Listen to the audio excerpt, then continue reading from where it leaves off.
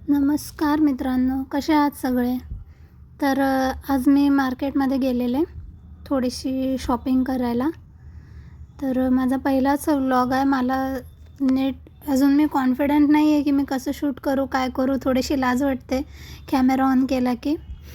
तर जसं जसं मला जमेल तसं तसं मी तुम्हाला अपडेट देत राहीन. तर इथे मी इयरफोन घेतला, मला हवा होता.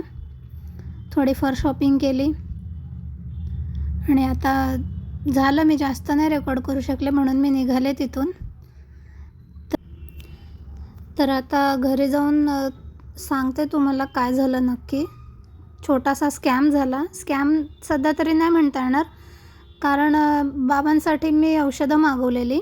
तर जी मागवलेली क्वांटिटी एकदमच कमी आली. म्हणजे मी 20 पीस मागवले तर त्याच्यातनं फक्त मला 4 पीसच मिळालेत. तर मी त्याचा आधी रेकॉर्ड करून घेतला, नाही तर रिफंड मिळेल नाही मिळणार आपण सांगू नाही शकत. तर ते तर म्हणाले अजून की 1 आठवड्यात तुम्हाला पैसे मिळून जातील वरचे. तर जसं मला मिळतील तर मग मी तसं अपडेट करेन, पण आता तरी सध्या अजून मिळाले नाही आहेत. तर हे आहे ट्रूमेड्स कडून मी मेडिसिन्स मागवलेले बाबांसाठी. तर तुम्ही व्हिडिओमध्ये पाहू शकता, फक्त 4 पीस मला मिळाले आहेत. तर तुम्ही यापुढे जर कधी या ॲपवरून जर मागवले तर थोडं पार्सल ओपन करताना रेकॉर्ड करून घ्या, निदान तुमच्याकडे प्रूफ असेल. तर मी हे रेकॉर्ड केलं आणि हे 4 पीस मला मिळालेत. कस्टमर केअरमध्ये माझं बोलणं झालं आहे. ते म्हणाले की तुम्हाला रिफंड मिळून जाईल, पण बघूया. जर मला मिळालं तर मी अपडेट करेन, जर नाही मिळालं तर मग मी तसं परत सांगेन तुम्हाला काय करावं लागतं काय नाही ते. मी पहिल्यांदाच मागवलं यांच्याकडून आणि असं सगळं झालं. म्हणजे त्यांना इतकं पण, आणि मला जे बिल पाठवलं त्याच्यावर स्पष्टपणे 20 पीस लिहिले. तर तुम्ही जेव्हा पॅक करता तेव्हा तुम्हाला नाही कळत का की तुम्ही त्या पार्सलमध्ये बिल टाकता, बिल टाकताना तुम्हाला बिलवर माहिती नसतं की किती पीस आहेत, ते असंच पॅक करता का? असो. तर हा झाला वेगळा विषय. आणि आता चला आपण बनवूया काहीतरी नाश्त्यासाठी म्हणजे जेवणासाठी. तर ही मी चण्याची डाळ भिजत घातलेली, खरं तर पिठलं करण्यासाठी. तर पिठलं कॅन्सल होऊन काय करावं तर हे मी केलं आहे. चण्याची डाळ घेतली, याच्यात थोडेसे लसणाच्या पाकळ्या, हिरवी मिरची, आलं घालून हे वाटून घेतलं. हे वाटल्यानंतर आपण ह्याच्यात बारीक चिरलेला कांदा घालूया. जास्त पण बारीक नाही चिरायचा, नाही तर तो जरा कचर लागायला हवा, म्हणून मी ह्या हिशोबाने चिरला आहे. तर कांदा, कोथिंबीर आपण जरा भरपूर घालूया. कोथिंबीर टेस्ट चांगली येते. त्याच्यानंतर हळद,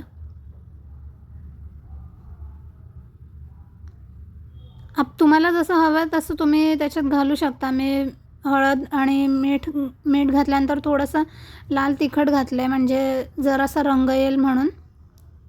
आणि काश्मीरी लाल मिरची पावडर वापरली आहे, कारण रंगासाठी वापरली, तिखटासाठी नाही वापरली, कारण बाबांना जास्त तिखट नाही चालत आता.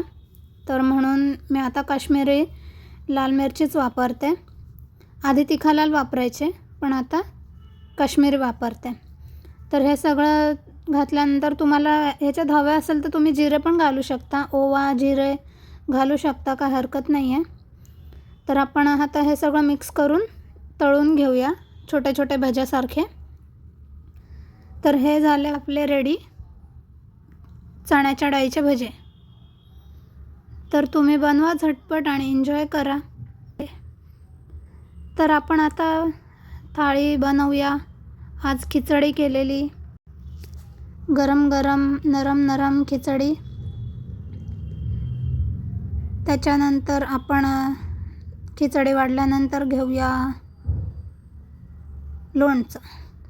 खिचडी म्हटलं की लोणचं पाहिजे, लोणच्याशिवाय खिचडी नाही. खिचडी हवी, लोणचं हवं खिचडी असली की. त्याच्यानंतर हे मी भजी बनवलेले, तर 2 बटाट्यांचे फ्राईजसारखे कापून थोडंसं तळून घेतलं आणि त्याच्यामध्ये तिखट, मीठ आणि थोडासा मॅगी मसाला घातला. मस्त लागतं. तर हा माझा पहिला व्लॉग कसा वाटला प्लीज मला कळवा. माझ्या चॅनलला सबस्क्राईब करा, व्हिडिओला शेअर करा, लाईक करा. आणि चला तर मग भेटूया. शुभरात्री. बाय.